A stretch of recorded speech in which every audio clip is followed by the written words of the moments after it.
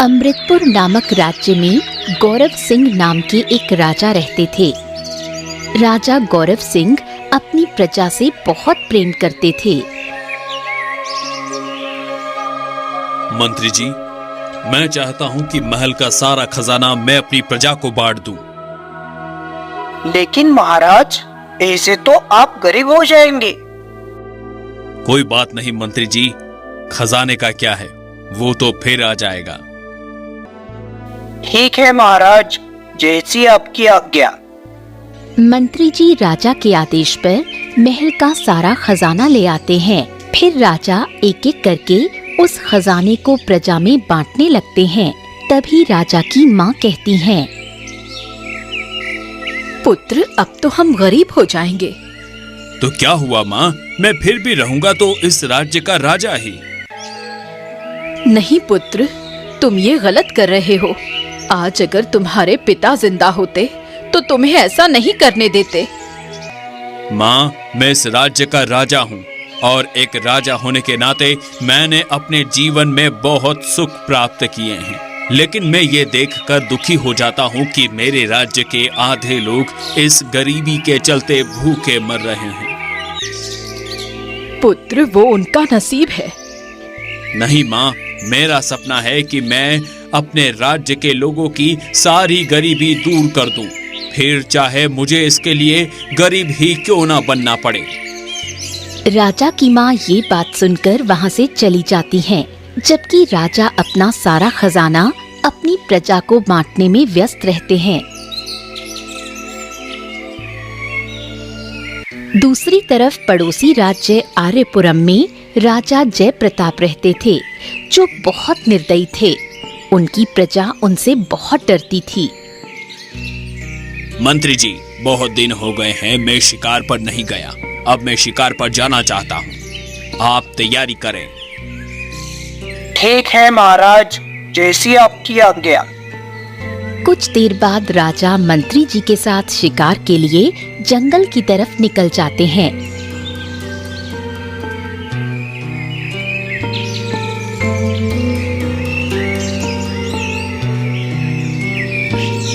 उसी राज्य में रामलाल नाम का एक गरीब लकड़हारा रहता था, जो अपने परिवार में इकलौता कमाने वाला था। आज मैं घर जल्दी जाऊंगा, बच्चों के लिए मिठाइयाँ देकर। उन्हें मिठाइयाँ बहुत पसंद है। बस जल्दी से अपना काम खत्म कर लूं। रामलाल ये सोचकर जंगल में सूखी लकड़ियाँ तलाश करने लगता है।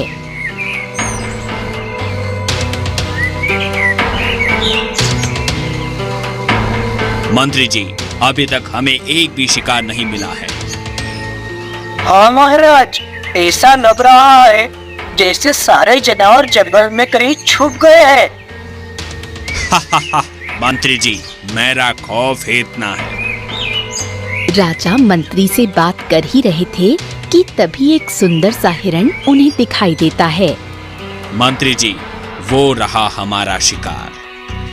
राजा को देखते ही वो हिरण तुरंत भागने लगता है। तुम मुझसे चाहो जितना भी भागने की कोशिश कर लो, आज तो मैं तुम्हारा शिकार करके ही रहूंगा। राजा ये कहकर हिरण पर वार कर देते हैं।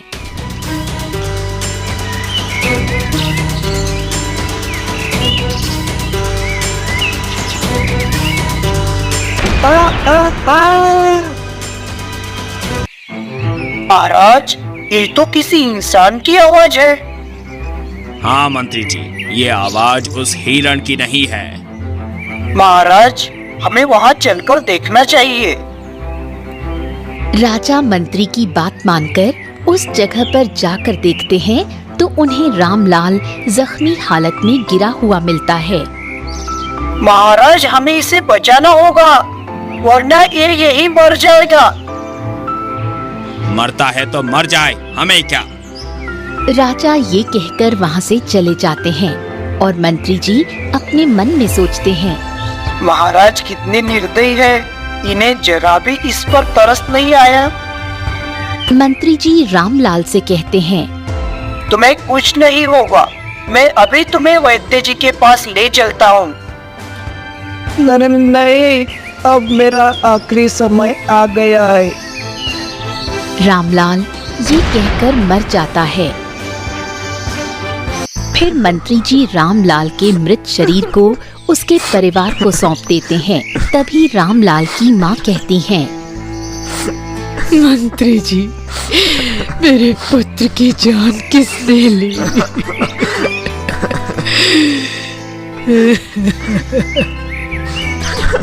अम्मा, महाराज शिकार कर रहे थे, तभी रामलाल उनके शिकार के बीच में आ गया।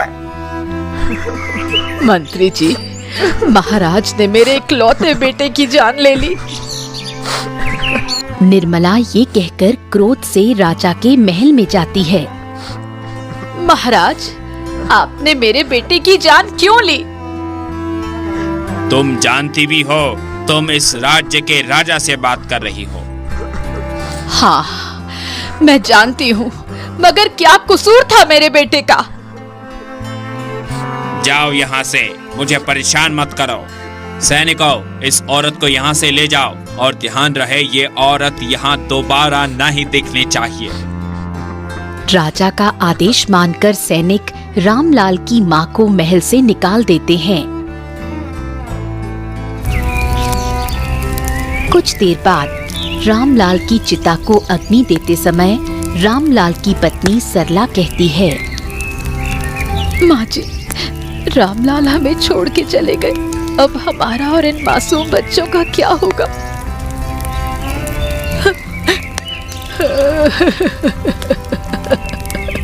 बहू, ऊपर वाले पर भरोसा रखो।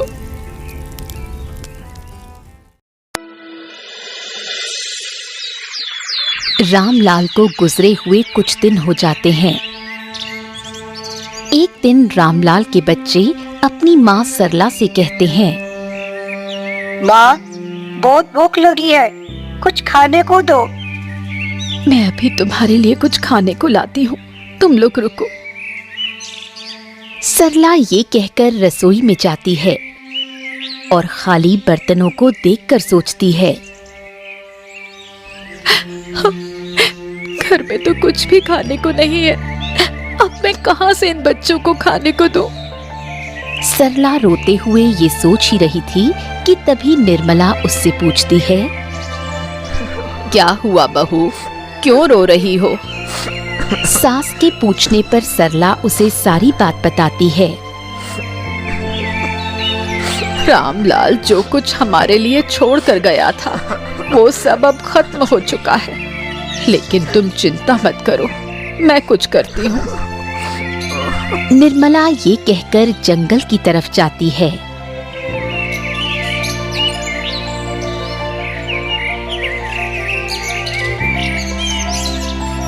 मैं इन सूखी लकड़ियों को बेचकर कुछ पैसे तो कमा ही सकती हूँ।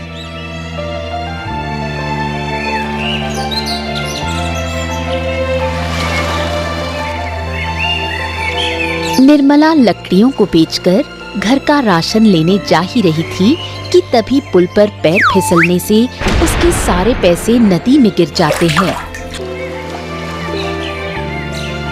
हे भगवान, मेरे सारे पैसे गिर गए, अब मैं क्या करूंगी? अभी निर्मला पुल पर बैठी रो ही रही थी कि तभी राजा जय वहां से गुजरते हैं और निर्मला को वहां देखकर कहते हैं, तुम यहाँ पर क्या कर रही हो?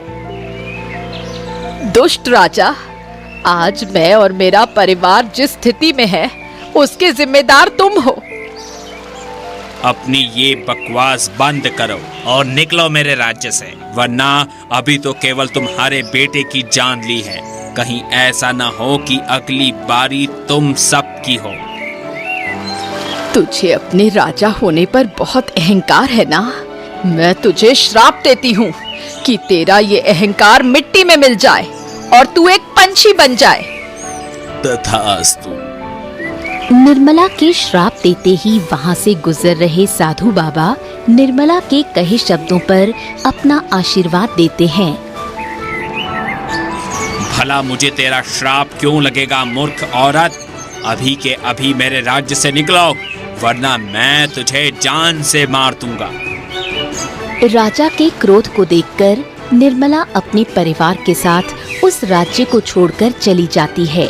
निर्मला को अपने परिवार के साथ जाता देख साधु बाबा राजा से कहते हैं, महाराज, आपने एक बेसहारा परिवार को राज्य से निकालकर अच्छा नहीं किया। तपस्वी, वो औरत मुझे फालतू का श्राप दे रही थी, भला उसका श्राप मुझे क्यों लगेगा? कभी कभी किसी एक की आह इंसान का पूरा जीवन नष्ट कर देती है। कुछ नहीं होता तपस्वी। महाराज, आप पर एक माँ का श्राप है और मैंने उस पर अपना आशीर्वाद भी दिया है, तो अब उस श्राप को पूरा होने से कोई नहीं रोक सकता। आप ये क्या कर रहे हैं तपस्वी? मैं सच कह रहा हूं। नहीं तपस्वी, आप मुझे ये श्राप मत दीजिए, मैं एक पंछी बनकर जी नहीं पाऊंगा। आपने आज तक लोगों के साथ जो भी अन्याय किए हैं, ये उन्हीं कर्मों का फल है। नहीं तपस्वी, मैं अपनी सारी गलती के लिए माफी मांगने को तैयार हूँ, मगर आप मुझे इस श्राप से बचा लीजिए। महाराज, माफी तो आप तब मांगेंगे ना जब आपको कोई सुन पाएगा।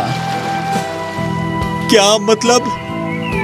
महाराज, आपके पंछी बनते ही आपको कोई नहीं सुन पाएगा। साधु बाबा, मुझे अपनी गलती का एहसास है, कृपा करके आप मुझे इस श्राप से मुक्त कर दीजिए। महाराज, जिसने आपको श्राप दिया है, अब वही आपको मुक्त कर सकती है। साधु बाबा के इतना कहते ही राजा जय एक मोर के रूप में बदल जाते हैं। इधर सरला अपनी सास से कहती है, माँ जी, अब हम कहाँ जाएंगे? पता नहीं बहू, लेकिन अब हम इस राज्य में नहीं रहेंगे।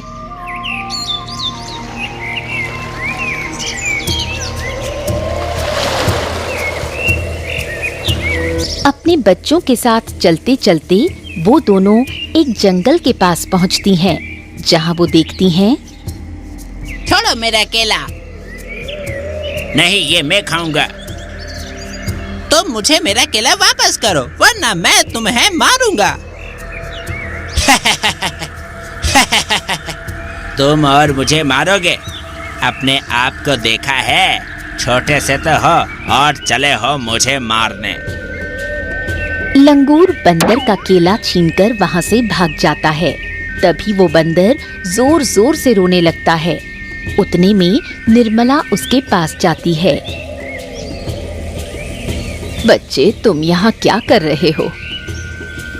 मैं केला खा रहा था और उस लंगूर ने मुझे मारकर मेरा केला ले लिया। बच्चे, ये तो मैंने देखा, लेकिन तुम यहाँ अकेले क्यों हो? तुम्हारे माँ बाप कहाँ हैं? मेरे माता पिता का यहाँ के क्रूर राजा ने शिकार किया था, जिस कारण उनकी मृत्यु हो गई और मैं अकेला रह गया। उस क्रूर राजा ने मुझसे भी मेरा बेटा छीन लिया, लेकिन तुम उदास मत हो छोटू बंदर। आज के बाद तुम अकेले नहीं, बल्कि तुम मेरे बेटे और मैं तुम्हारी माँ हूँ। निर्मला की बात सुनकर बंदर खुश हो जाता है और कहता है, माँ, क्या मैं जान सकता हूँ कि आप लोग कहाँ जा रहे हैं? बंदर के पूछने पर निर्मला उसे सारी बात बताती है, जिसे सुनकर छोटू बंदर कहता है, माँ, मैं भी आपके साथ चलूंगा। ठीक है बेटा, चलो। माँ, हम इस राज्य से किसी दूसरे राज्य में चलते हैं। छोटू बंदर की बात मानकर निर्मला अपने परिवार के साथ दूसरे राज्य के लिए निकल पड़ती है।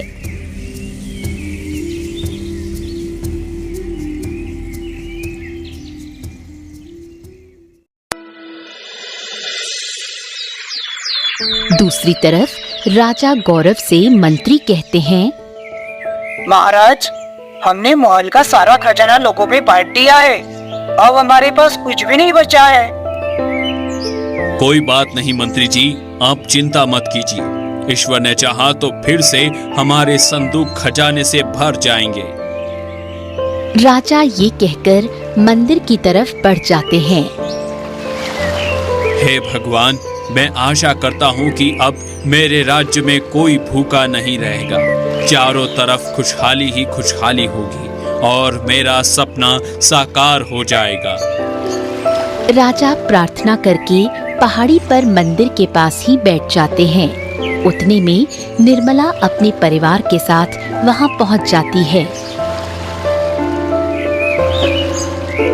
माँ जी, हम यहाँ आ तो गए हैं, लेकिन हमें रहने की जगह कैसे मिलेगी? बहू, थोड़ा सब्र करो, यहाँ कोई ना कोई हमारी मदद जरूर करेगा। तभी पंडित जी पास आकर कहते हैं, ये लो बेटी, भगवान का प्रसाद। धन्यवाद पंडित जी। तुम लोग कौन हो? मैंने पहले कभी तुम्हें यहाँ नहीं देखा। पंडित के पूछने पर निर्मला उन्हें रोते हुए सब कुछ बताती है। तभी राजा निर्मला की बात सुनकर कहते हैं, आप लोगों के साथ तो बहुत बुरा हुआ, लेकिन अब मैं वादा करता हूँ कि आज के बाद आपके साथ कभी कुछ गलत नहीं होगा। राजा ये कहकर निर्मला और उसके परिवार को अपने साथ महल में ले जाते हैं। कुछ दिन ऐसे ही बीतते हैं। तभी एक दिन मंत्री जी राजा से कहते हैं, महाराज, अब तो हम पूरी तरह से गरीब हो गए हैं। अब क्या होगा? मंत्री जी, आप परेशान मत हो। ईश्वर के यहाँ देर है, अंधेर नहीं। राजा ये कहकर जंगल की तरफ चले जाते हैं।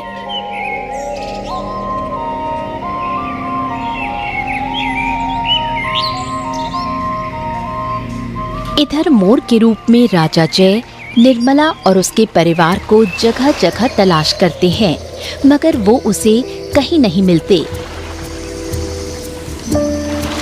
अब मैं क्या करूं? पता नहीं रामलाल का परिवार कहाँ चला गया। अगर वो मुझे नहीं मिला तो मैं जीवन भर एक मोर बन के ही रह जाऊंगा। ये बात सोचते सोचते राजा जय कब पड़ोसी राज्य में पहुंच जाते हैं, उन्हें पता भी नहीं चलता। लगता है मैं रामलाल के परिवार को ढूंढते ढूंढते किसी दूसरे राज्य में आ गया हूँ। राजा जय अपने मन में ये सोच ही रहे थे कि तभी उनके पास से कुछ लोग गुजरते हैं। अरे भाई सुनो, भाई मेरी बात सुनो। राजा जय उन लोगों को आवाज लगाते रह जाते हैं, मगर उनकी आवाज कोई नहीं सुन पाता। तपस्वी की बात सच साबित हुई, मुझे कोई नहीं सुन पा रहा। अब मैं क्या करूँगा? राजा जय उदास होकर जंगल की तरफ चले जाते हैं। इधर राजा गौरव दुखी मन से जंगल में बैठे सोच रहे थे, मैंने अपने राज्य में खुशहाली लाने के लिए अपनी एक एक पाई लगा दी, परंतु अभी भी मेरे राज्य के लोगों की जरूरतें पूरी नहीं हो सकी और अब तो मैं पूरी तरह से गरीब हो चुका हूँ। राजा गौरव अभी ये बात सोच ही रहे थे कि तभी उनकी नजर उस मोर यानी राजा जय पर पड़ती है, जिन्हें कुछ जंगली जानवर नोचने की कोशिश कर रहे थे। बचाओ, बचाओ, मेरी मदद करो। राजा गौरव मोर को उन जंगली जानवरों से बचाते हैं। मोर, तुम ठीक तो हो ना? हाँ, मैं ठीक हूँ। ये तुम्हें क्यों नोच रहे थे? क्या आप मुझे सुन सकते हैं? हाँ बिल्कुल, लेकिन तुम ऐसा क्यों पूछ रहे हो? राजा गौरव के पूछने पर राजा जय उन्हें सब कुछ सच सच बताते हैं और अपने किए पर पछताते हैं। राजा जय, आपने वाकई रामलाल के परिवार के साथ बहुत बुरा किया था, पर ये अच्छी बात है कि अब आपको अपनी गलती का एहसास है। लेकिन इस श्राप से मुक्त होने का रास्ता क्या है? राजा गौरव, अगर रामलाल का परिवार मुझे माफ कर दे और अपना श्राप वापस ले ले तो मैं अपने इंसानी रूप में वापस आ जाऊंगा। क्या ऐसा सच में मुमकिन है? हाँ, लेकिन मैं उन्हें कब से ढूंढ रहा हूँ, वो मुझे नहीं मिल रहे। रामलाल का परिवार मेरे पास मेरे महल में है। चलिए मैं आपको उनसे मिलवाता हूँ। राजा गौरव राजा जय को अपने महल के बगीचे में ले जाते हैं, जहां निर्मला अपने परिवार के साथ मौजूद रहती है। महाराज, ये मोर तो बहुत सुंदर है। अम्मा, आज मैं आपके पास एक सिफारिश लेकर आया हूँ। महाराज, आप मुझसे सिफारिश नहीं बल्कि मुझे आदेश दे सकते हैं। बताइए, मैं आपके लिए क्या कर सकती हूँ?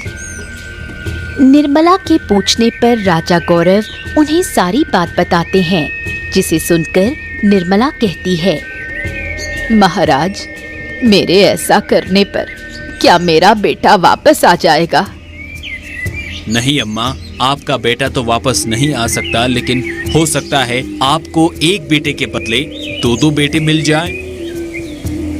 मैं समझी नहीं महाराज। अम्मा, मैं तो आपका बेटा हूँ ही, लेकिन राजा जय अपने किए हुए पर बहुत शर्मिंदा है और वो जीवन भर आपका बेटा बनकर रहना चाहता है। ठीक है महाराज, आपको मैं अपना बेटा मानती हूँ, इसलिए आपकी बात नहीं टाल सकती। राजा जय, मैंने आपको माफ किया और मैं अपने शब्दों को वापस लेती हूँ। अब आप इस मोर के रूप से आजाद होकर अपने असली रूप में आ जाएं। निर्मला के ये कहते ही राजा जय अपने असली रूप में आ जाते हैं। अम्मा, मुझे माफ कर दीजिए, मैं अपने किए पर बहुत शर्मिंदा हूँ। अब मैं आपका बेटा बनकर वो सारी जिम्मेदारियां पूरी करूंगा जो रामलाल किया करता था। नहीं महाराज, आपको अपनी गलती का एहसास हुआ, यही बहुत है। निर्मला की बात सुनकर राजा जय राजा गौरव से कहते हैं, राजा गौरव, मैंने सुना है कि आपने आपका सारा खजाना प्रजा में बांट दिया है। जी राजा जय, आपने बिल्कुल सही सुना है। बस अपने सपने को पूरा करने की एक नाकाम सी कोशिश कर रहा हूँ। आपने मेरी इतनी बड़ी मदद की, इसलिए मैं आपको एक उपहार देना चाहता हूँ। कैसा उपहार? आज से आप मेरे राज्य के भी राजा हैं और मेरे पास जितना भी खजाना है वो मैं आपको देता हूँ, जिसका सही उपयोग करके आप दोनों राज्यों में खुशहाली ला सकें। इस तरह राजा जय अपने राज्य की कमान भी राजा गौरव को सौंप देते हैं। फिर राजा गौरव दोनों राज्यों में खुशहाली लाकर अपना सपना पूरा कर लेते हैं।